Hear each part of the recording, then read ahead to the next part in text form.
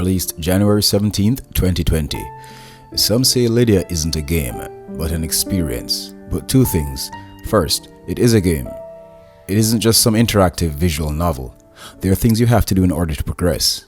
And two, all games are experiences. But there's something about the video game community on a whole I've noticed a lot of in the past decade or so.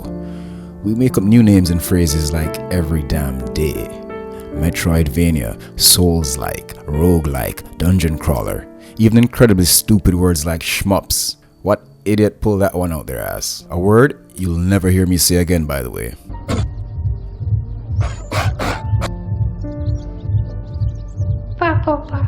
So, Lydia is a game developed by Platonic Partnership and published by Nakana.io.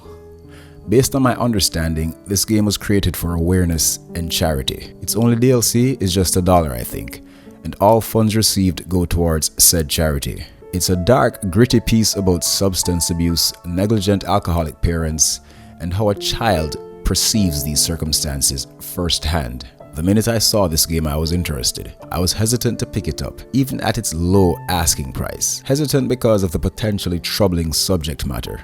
There are certain things in this world which rubs me in a very wrong way, more so than others. Rape being one of them, and any form of child abuse being the other. So when watching movies like I Spit on Your Grave, I have to prepare myself mentally, psychologically, for such engagements. I had to do the same for Lydia.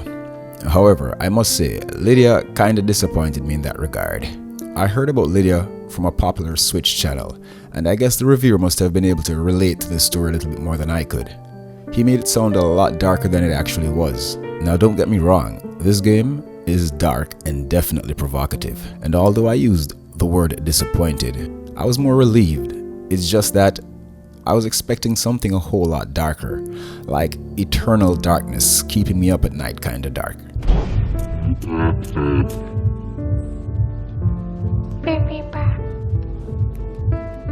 The story is centered around a young girl who lives with her parents, who both live a loose and reckless life, always throwing wild, careless parties with drunken madness abound, with a father who seems exceptionally weak, a mother who does the typical loser shit like blaming her messed up life on her kid and probably the rest of the world.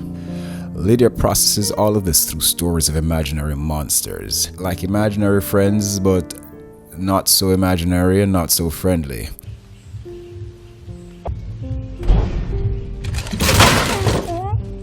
At one point in the game, her real-life friends appear to be a bit monstrous themselves.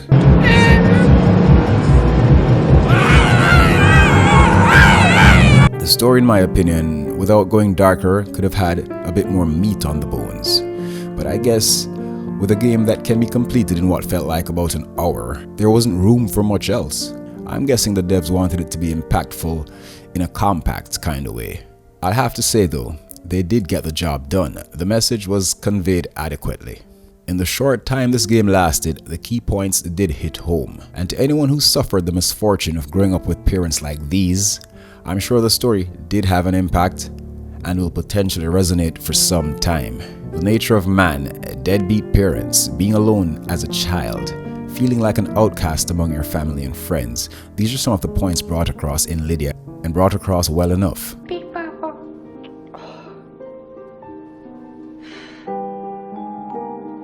The visual style does help convey the overarching premise, a dark and gritty cartoon look. The scores also help in this area.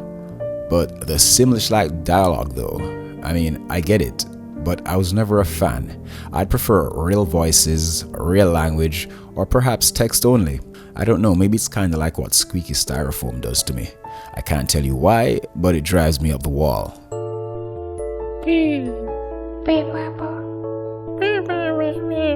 Lydia is what it is, and for a budget indie title, I'll have to say job well done. It's over before you know it, but at $4 and its purpose of bringing awareness to a real-life problem based on real-life experiences, I'll have to say it's worth it. Grab yourself a copy, even if it's not your type of game. I believe it's for a worthy cause, and not just one created by any particular charity or development team. It's also a great change of pace from the daily demon-slaying bloodthirsty Marines bullshit. I use games like this like What Remains of Edith Finch and so on, as detoxifiers. When I need to change up the gaming pace from whatever hectic title I've been playing for hours or just completed, I like to slow it down sometimes.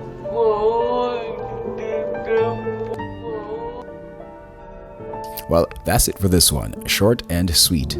As usual, if you like my content, then share, subscribe, comment, like, hit the bell, and all that good stuff. If not, dislike the video, hit the unsub button, and have a great life. I won't hold it against you. Our game is never over.